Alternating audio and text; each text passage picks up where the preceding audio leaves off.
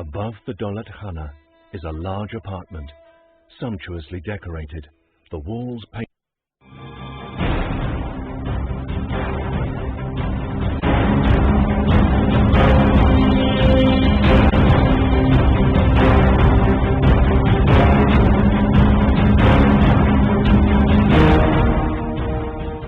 Hello and welcome to Politics Today. I'm Farrukh Pitafi once again today filling in for Maruf Hamid, who is absent today. Today we are going to talk about things that are beyond Pakistan's internal boundaries. We are going to once again talk about India-Pakistan relationship. If you remember, in the last program we did on this subject, we talked about the signs that, somehow there is some thaw between India and Pakistan. That is not all. After that, yesterday, the Indian Army Chief also actually spoke to the media. He actually spoke at a conclave. And there he once again referred to the DGMO's agreement or their talk as proof that things are improving. But particularly amazing thing that happens is usually when I go as a journalist to interview or talk to any of the leaders of the country, my question is usually about this country and their policies, why they arrived on some policy and why they are going for something. But amazingly, the Indian media, being whatever it is, they kept on asking what exactly was Pakistan doing and why was it that Pakistan decided all of a sudden to mend fences. Just news flash for everybody in Indian media, Pakistani leadership has constantly been talking about peace building. It is India that needs confrontation to win elections, to manipulate things, and the Indian media that goes totally bonkers when it comes to Pakistan. But regardless, the Indian Army Chief actually also pointed out, which was something which was really substantive, and he was saying that the number of incursions are zero, and there hasn't been any clash on line of control since Pakistan and India's DGMOs actually agreed. Then he also mentioned some political aspects, possibility of further peace. We are going to talk about all these matters and more. In order to help us understand these issues in the studio, I am joined by Dr. Waqas Ali Kausar, who is an expert on foreign relations. Dr. Sir, thank you very much for being part of the program. Air Vice Marshal retired Faiz Amir Saab joins us on Skype. Faiz Amir Saab needs no introduction, and he's a senior educationist and also an expert on foreign policy issues. And then we are joined by Michael Kugelman, who is Deputy Director, South Asia Program, Wilson Center. Michael, thank you very much for being part of that program as well.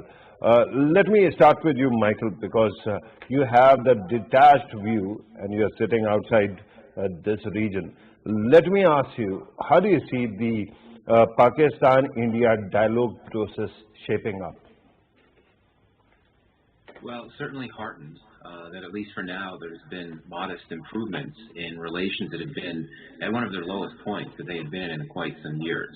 And I think that if we had this border ceasefire, that there has been indications of further progress. For instance, the fact that you had the two Indus commissioners meet recently associated with the Indus Waters Treaty. That's good. It sounds like there's going to be soon a reinstatement of high commissioners. That's great as well.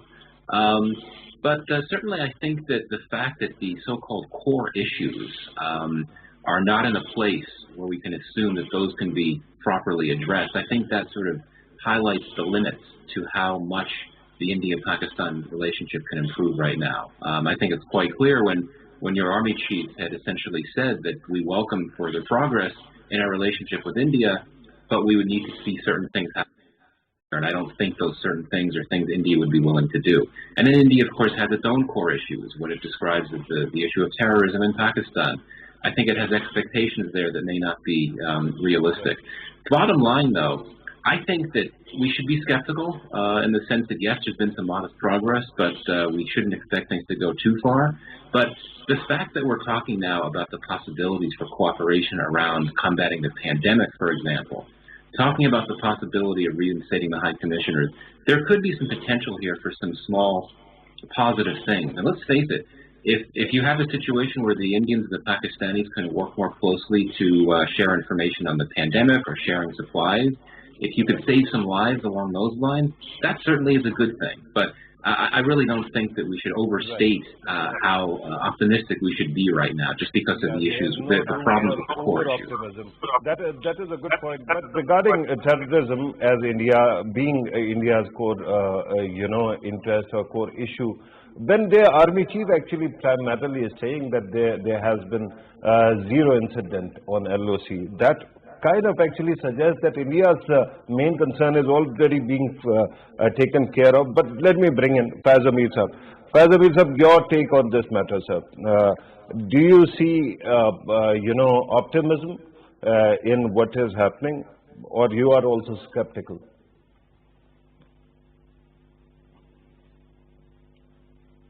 AVM sir, can you hear me? Sir, you'll have to unmute your Skype.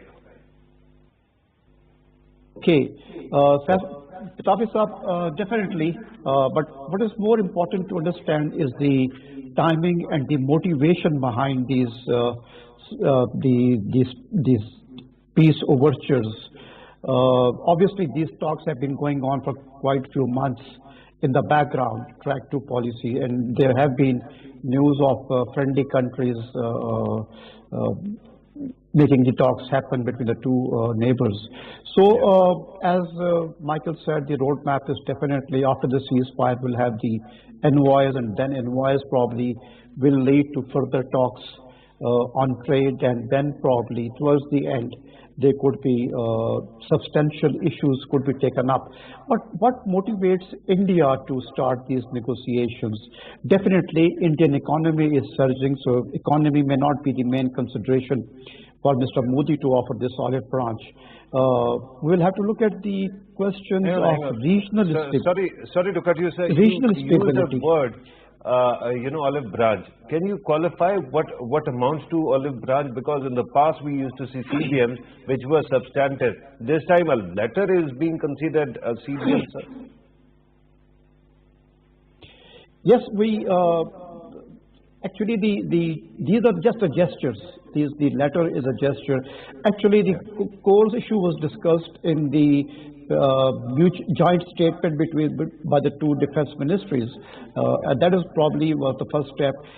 When I say olive branch, India has always been insisting on Pakistan's certain steps towards eradicating terrorism or apprehending people who they allege have been involved in terrorism. This time they haven't in the beginning probably talked of those things, and these things could be taken up in future discussions. But my point was that probably it is coming at a time when Biden government has just taken over, and they want the Afghanistan issue the negotiations to take place and succeed. Biden has indicated that probably the withdrawal of forces may not be possible on the 1st of May, but probably not very much later than May. Now, there's a realization that at this time, for America to be able to pull out Pakistan, because US is seemingly have lost their leverage over Afghanistan, and more so when Mr. Ashraf Ghani rejects the peace proposal leaked in a letter by the US government. So there seemed to be a bit of weakness emerging from the American side. So now they need Pakistan to remain on their side to it is primarily an American push, right? AVM Saab, I'm going to come back to you. Allow me to bring in the third guest who is sitting right next to me. Dr. Waqas Ali Kausar, there seems to be the case that Pakistani imagination seems to occasionally at least suffer from unbearable likeness of being. I mean, we keep on, valuing our significance. by other countries, Afghanistan, India, elsewhere, not what Pakistan can offer. Do you think that at this moment there is a chance that everybody, and India also, want peace in the region? Because Pakistan is an important country regardless of what happens in Afghanistan.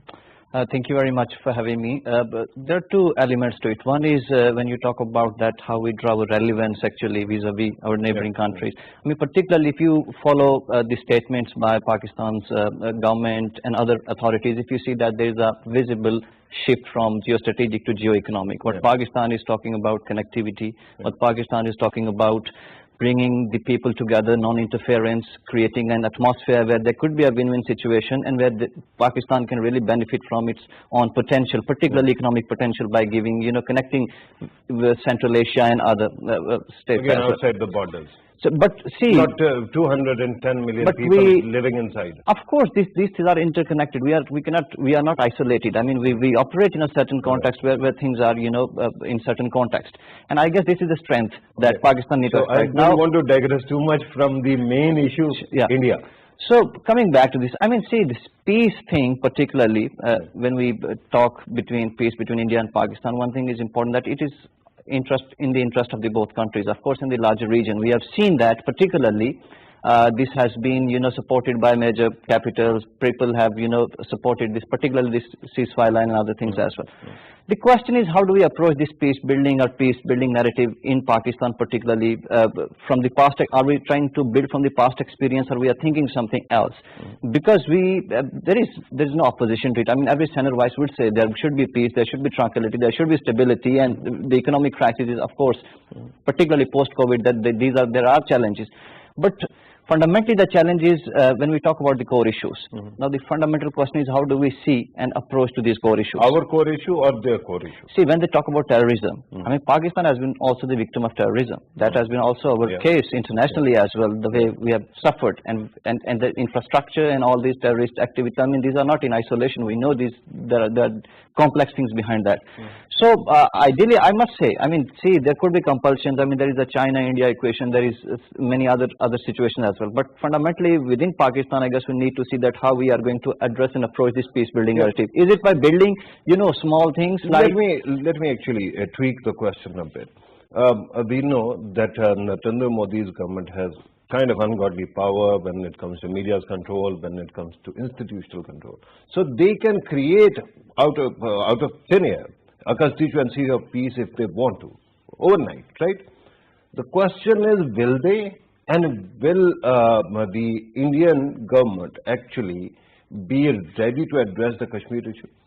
See, the fundamental question we need to understand is that we need to see this peace thing is not the way it is shaped, that this might be the very much compulsion of Pakistan. I guess first it's the conviction, not the compulsion.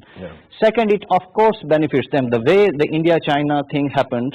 And after that, if you see the way BJP government are, particularly the Prime Minister, trying to approach the neighbor. We've seen in the Bangladesh, we visited there. Initially, they were calling the people like termites. There was protest over there as well. So we are witnessing small shift in their policy as well. Hang on. They are calling their own people termites. They are not calling Bangladesh. Those who came from there, actually. Assam, people living in West Bengal and Assam, particularly those who have migrated from there. So, but my understanding and reservation on this point, that there are two approaches. I mean, the way if we want to build they want to build the trust and confidence on each other by taking small steps, the way they are talking. But is it serving the larger purpose? That we need to see that. Because just one thing quickly, because the Kashmir right now, post 5th of August, situation is not like normal. If you keep it in the back burner, situation would be different. So we need to see that. There is a bigger argument here, and let me actually go back to Michael Kugelman. Michael, particularly, we were told at the start that whenever the states actually strengthen themselves, the first thing they are supposed to do is formalize their borders and do away with border disputes. That way they actually get strength. At this moment, it seems that India-Pakistan peace suits everybody. UAE's name came up, UK's name came up, America and China's name every day comes up. Russia also might actually help India as well. Nobody is saying that India has to actually settle Kashmir issue one way or the other. The only thing is resumption of dialogue. Do you think that Narendra Modi government at least has this much in net? that it can actually come to a negotiation table with a structured dialogue? Well, I think that the problem from Pakistan's perspective is that India's perspective to talk at all about Kashmir, pardon me, about India-administered Kashmir, just because of what happened with Article 5, with the revocation of Article 370. And I think the disconnect, the fundamental problem, is that Pakistan wants to discuss India-administered Kashmir. India has said, and its position has not changed on this, it has said that if there's to be any type of dialogue on Kashmir, it would involve, Pakistan-administered Kashmir. So that's the problem. That's the disconnect. How do you square that circle, I think, is the challenge. But I agree with you that just about every country out there, outside of India, outside of Pakistan, countries overseas believe that everyone would be better off if the India-Pakistan relationship is better. And if there could be some type of understanding reached on the Kashmir issue, one way or the other. That's quite clear. But I think one thing to keep in mind here is that when this whole thing started, when the talks started leading to the border truce, both sides, the Indians and the Pakistanis, had very narrowly defined goals. The goal was simply to reduce border violence, which had increased to levels not seen in almost 2 decades. So I think that the objectives were modest to start off, and it's a bit of a jump to suggest that you go from that very narrow objective of getting an agreement on the border to all of a sudden starting to talk about much bigger, broader issues like the Kashmir issue. Now, certainly the joint statement that came out after that agreement did highlight the core issues, but it's hard to move into that when you had such narrowly defined objectives from the start. But yeah, certainly there may well have been some third-party mediation in these talks leading to the border ceasefire. We've heard the UAE. There could have been 1 or 2 other countries, but ultimately it all comes down to Pakistan and India, not to what the other countries think should be done. And India particularly has been resistant to any type of third-party mediation in any context where Kashmir could come up, and that remains a challenge. We are not currently talking about mediation. Right now we are talking about facilitation, right? So one question, because these reports that I was mentioning primarily were coming from India, or India represented part of the media. First, Bloomberg actually reported, and then the Indian papers as well. The question right now is, I understand that the UAE and UK might have played a role. You are sitting in Washington, D.C. Do you think that there is any urgent appetite for peace or dialogue between India and Pakistan in Washington as well? Oh, absolutely. I mean, the U.S. always wants relations to be good, or not good, workable between India and Pakistan. But especially now, the U.S. wants Pakistan to be able to focus more on the Afghan peace process. It doesn't want to be burdened by its tensions with India. And it wants India to be able to focus more on the threat posed by China on its border, because it's China, concerns about China, that drive the U.S.-India relationship. But I don't think the Biden administration had any type of facilitation role here, just because these talks began well before the Biden administration took office. We're talking about talks that began October, November. Biden administration came to office in January. But certainly, you hear all the time officials in Washington talking about needing to look for off-ramps, ways to improve the relationship between India and Pakistan. So you can believe that everyone, officialdom in Washington, has been very heartened and supportive of this minor, modest détente between India and Pakistan, but particularly now for the geopolitical reasons that I mentioned. Right. Let me go back to Faiz Sir. Sir, you are listening to the discussion. The question right now is, what will it take for India and Pakistan to actually sit together on one table? I ask this question because there seems to be, when I'm sitting here and dispassionately, it feels that both countries have a lot to gain if they are going to actually build peace. I understand that in India, Narendra Modi used, the border skirmishes and then Abbottabad, the attack, Balakot attack, to actually win an election. Do you think that Narendra Modi's constituency can actually be primed into appreciating peace process as well, the same way? You'll have to unmute Pitafi sir, you're right. The peace process between India and Pakistan has been a victim of political instability in both the countries and also lack of policy continuity. So, see is every time there's an election in both the countries have been at different times. So those elections and pre-election times and post-election times have seen increased acrimony and the rhetoric in both the on both the sides of the border. And similarly, there have been lack of continuous policies to pursue the major issues that mark the relationship between both the countries. So if we are looking forward to having any kind of peace process or peace negotiations moving forward, probably these are next 2 years before the Pakistani government, Pakistan has to go to elections. That is a time frame that probably is more suitable for achieving some kind of a progress on both the sides. On the Indian side, Prime Minister Modi seems to have more time, and his 3 years. his economy seems to have been doing well. So there are chances that people probably would listen to him more, either on the India's economy has been doing better. Yes, there have been forecasts of even up to 11.5% this year, the surge that they have. So there are indications that Indian economy has bounced back after the in the post-COVID area.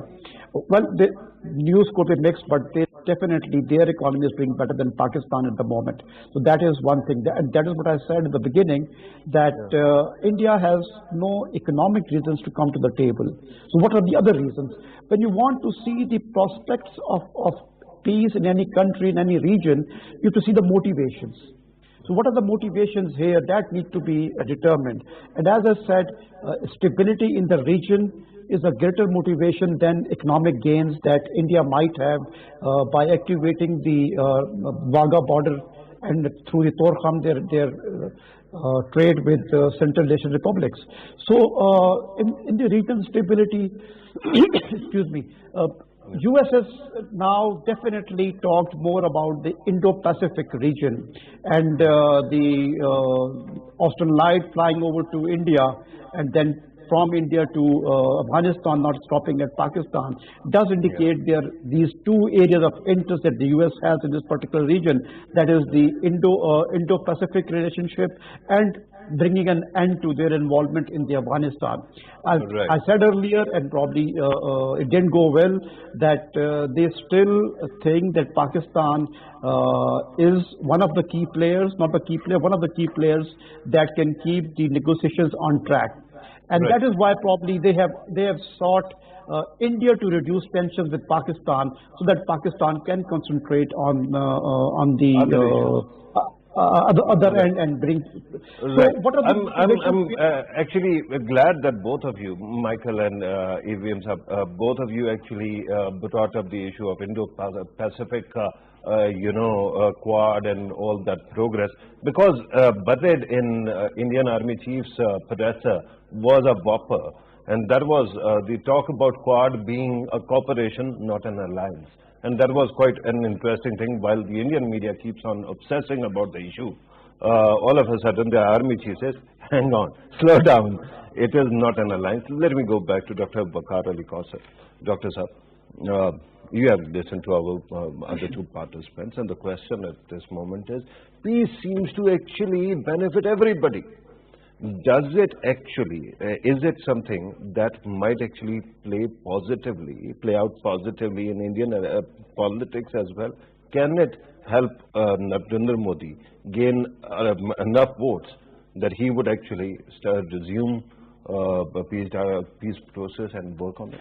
See, the fundamental question is about the incentive related to this when it comes to the BJP government particularly. I mean, from past few months, we have been witnessing few things, that Pakistan also participated in one of the SAARC meeting. There was a issue of traveling, of allowing space to each other. They have done that. Smaller steps were there. And particularly these, in few days, if you see the BJP campaign, particularly in these elections of some constituency, they didn't use security, Pakistan and others. So of course, this seems that there's a gradual change. But see, for India, when you are confronted with a bigger neighbor, particularly, and you have the calculations, and the calculations are like in a way that you know that it's difficult to have two-front war. Then you want to assume a global role, and you say about Quad and other things. You have to settle these issues. You have to come on table. And Pakistan, of course, has been a very key country in the region, military-wise, geostrategic-wise. So you can't ignore all of this, and you know that there is no need to peace with Pakistan. The fundamental question I just think that from here we need to understand and think that what India reciprocates particularly. Our core concern said by Army Chief or the Prime Minister as well is about Kashmir. So are they going to do something about human rights in Kashmir, particularly easing out the situation, releasing political prisoners, doing away what they have done actually post 5th of August. So we all need to see that this will be the indication for us. Dr. Sir, that is the actual question actually. You are a Kashmiri, right? And being a Kashmiri, I can ask you, do you see any possibility that the Indian government can go back to the status quo that was before 5th of August 2019?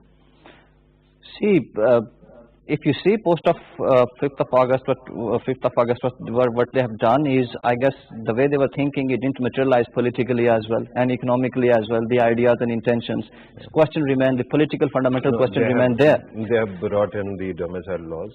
They have tried to engineer the entire structure. It's not. And they have all the time. See, it's not about the fundamental question of doing some administrative changes and trying to bring in people. The question is all about the people of Kashmir at the end of the day. That's a fundamental political question. About demographic change. No, has the political process started?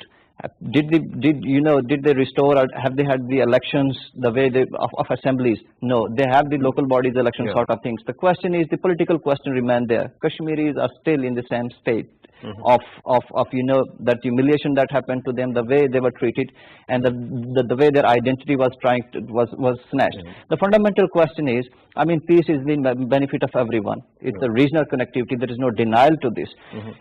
The way we approach this entire thing, if we have the two approaches to build peace. Of course, if you go step by step in the way we have done in the past, you do some CBMs, you do some peace building activities, you have some peace constituencies, both of the side, come together, talk on these things. CBMs being tweets. But the fundamental question is, if there is no realization of the fundamental political questions, things won't move in a long-term way. So that's my question, and that's yet to be seen. If there is a reciprocation on that side, that will be reflected in Kashmir particularly, of course, there. That is something that is quite disturbing as well, and also urgent and important. This is, again, Michael, let me take you back to the tenure or the rule of Vajpayee. At that time, we saw that he had, a very effective policy. One, approach to Pakistan, the other toward Kashmiris, and he reached out to Kashmiris, right? This time, it seems that Narendra Modi government somehow has actually compromised its own wiggle room when it comes to Kashmir and when it comes to Pakistan. Do you see that rhetorically at least they can come back or dismount from that position?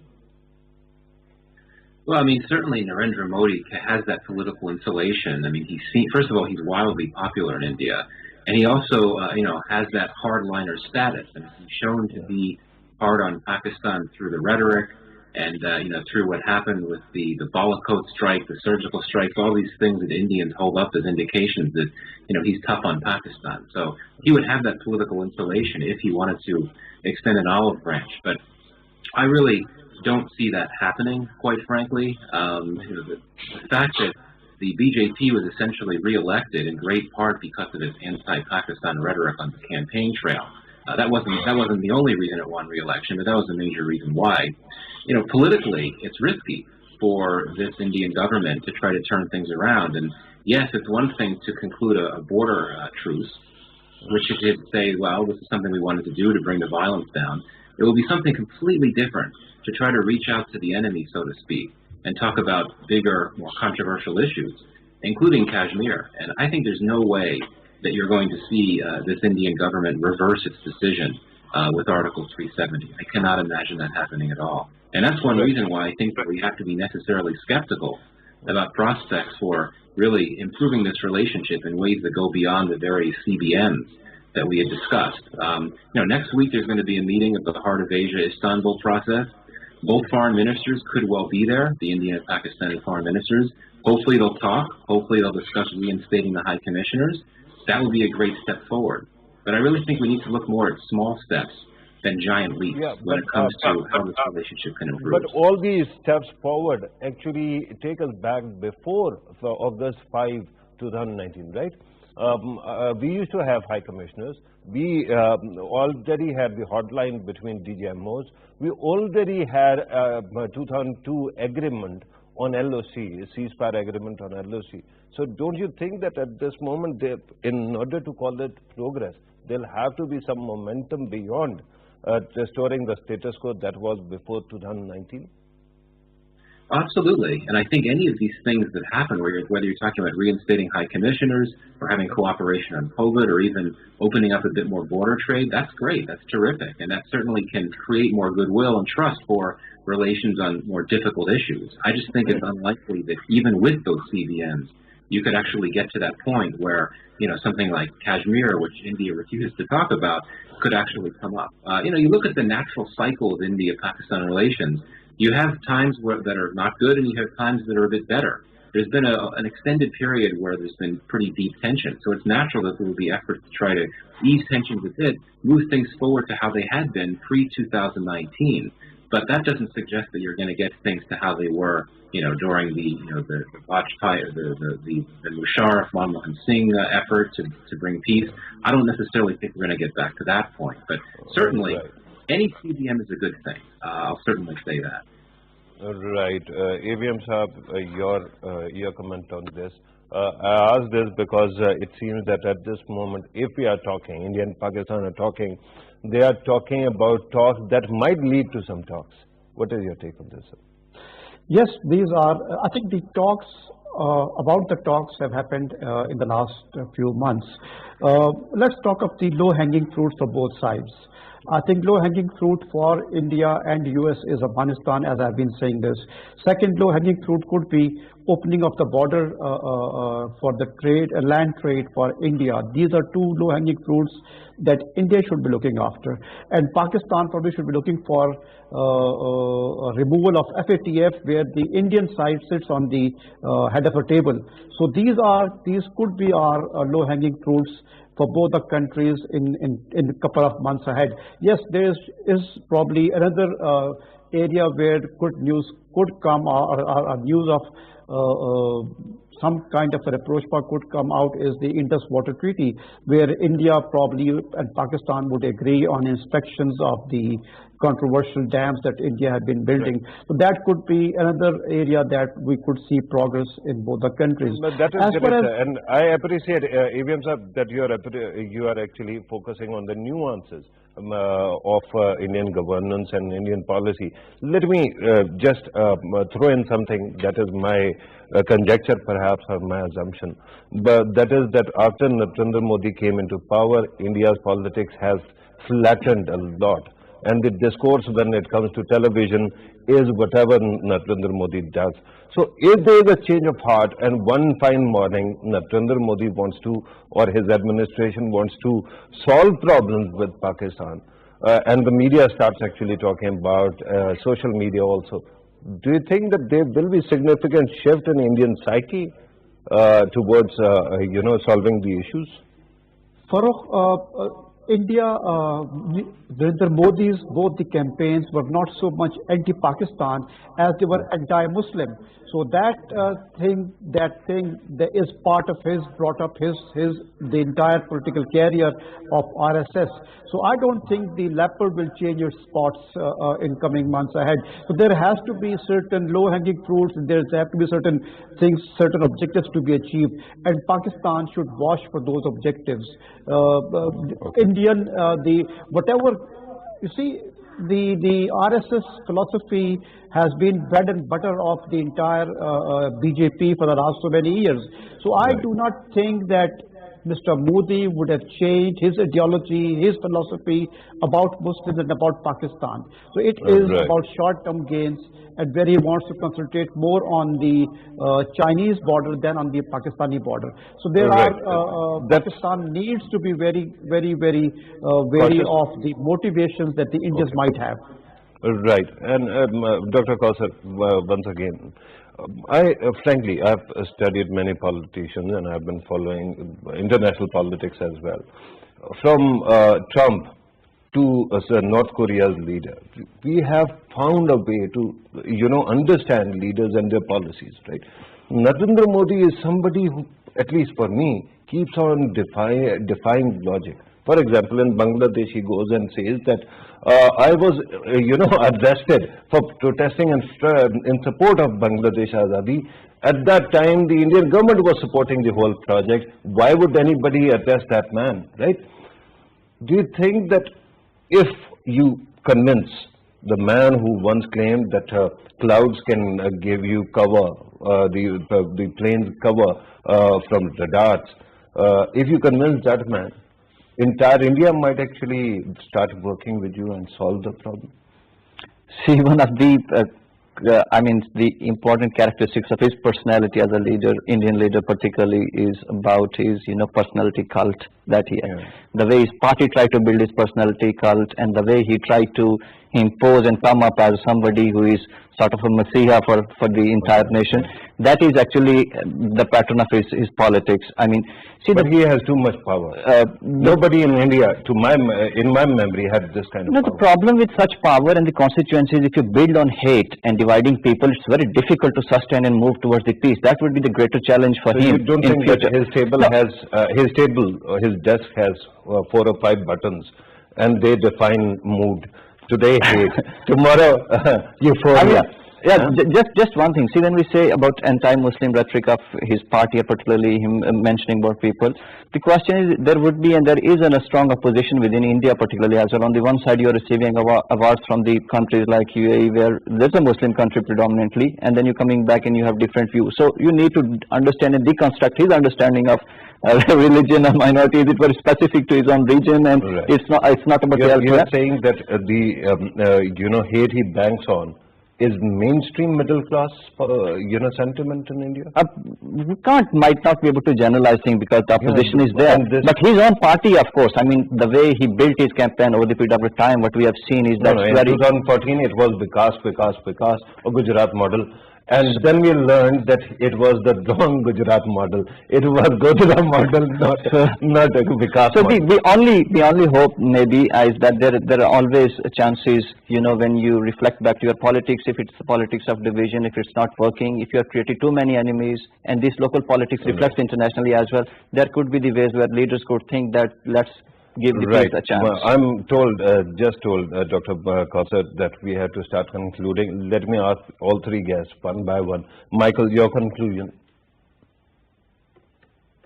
Well, let's see how far these CBMs get. I mean, as I said, there's a good chance the 2 foreign ministers could meet next week. Let's see what that leads to. Let's see what happens if the high commissioners are reinstated. And I think that's about all that we can hope for. As I said, if you have enough CBMs, particularly those that can actually bring benefits for the common people, such as when it comes to COVID cooperation, I think that's a good thing. So I think we should keep our expectations low, but certainly be optimistic about what some of these near-term CBMs could bring. Right. Let me ask ABM Saab, your conclusion, sir. Yes, Pitafi, Janab Bajwa said, let's bury the past. I think the sentence should have been, let's bury the past along with the hatchet. If we keep the hatchet and bury the past, it won't go to serve. So I think what I mean by that is that anything going wrong either side of the border, the neighbors should not be held responsible, and we should not resort to the use of armed forces and threatening each other with war. So when we remove the element of war from our armed conflict, by burying the hatchet, I think the negotiations over the years can move forward to bring peace in the region. Right, that is noble sentiment. Your conclusion, Dr. Kausar. I mean, peace is, of course, in the interest of everybody. Nobody denies that. The fundamental is how we approach and how we build that. If we are, as a Senior nation, wants to work towards the cooperation, build the nations, bring the economic empowerment and prosperity, that is very good. And by addressing the fundamental questions that we have, and with that, I guess there could be a lot of prospects for the peace and development. Keeping this in mind that we have right intent to support and debate. COVID cooperation seems to be a big issue that might actually help us a lot. I mean, to begin, we can start from anything, but but Michael Kugelman is right. on the target when he says that there is potential. I'm told that we have to conclude the program. Dr. Vikas Kausar, thank you very much for your precious time. Michael Kugelman, always great having you in the show. Thank you very much for your precious time. Same goes for you, Air Vice Marshal, retired Faiz Amir Sahab. Thank you very much for your precious time as well. Because we have listened to our participants, the discussion about India-Pakistan peace process has been going on since my childhood, and that is the time when I actually gained consciousness. I'm not saying that that was the time when peace process started. I think it started back in 1950s, at least, if not 40s. But having said that, the state of war or conflict is not the only issue. This state of negative peace, what Galtung actually calls negative peace, is also something that really is worrisome. Because as we move forward, and these are very populous countries, and generation after generation, this negative peace keeps on indoctrinating people, and therefore hatred increases. Both countries have a lot of problems. Let us hope that they actually realize that the real enemy is within, and that is poverty, disease, suffering of its own people. When we call ourselves democracies, we should better start acting like them as well. So let us hope in coming days some miracle happens, because from the talk of my participants, it seems that we have to be cautiously optimistic, if not skeptical totally. But let us hope some miracle happens and peace process starts, and that actually leads us in a positive direction as well. This was today's program. Thank you very much for watching. Take care.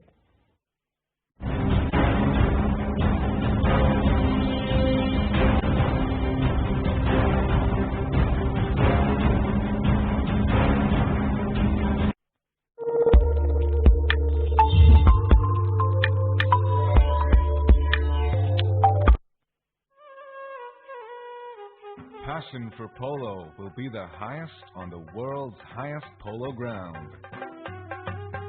Chandur invites visitors to experience a traditional polo tournament between the teams of Chitral and Gilgit. The tournament is held on Chandur Pass, the highest polo ground in the world, at 3,700 meters above sea level. The first time a polo tournament took place on the Chandur Pass was in 1936.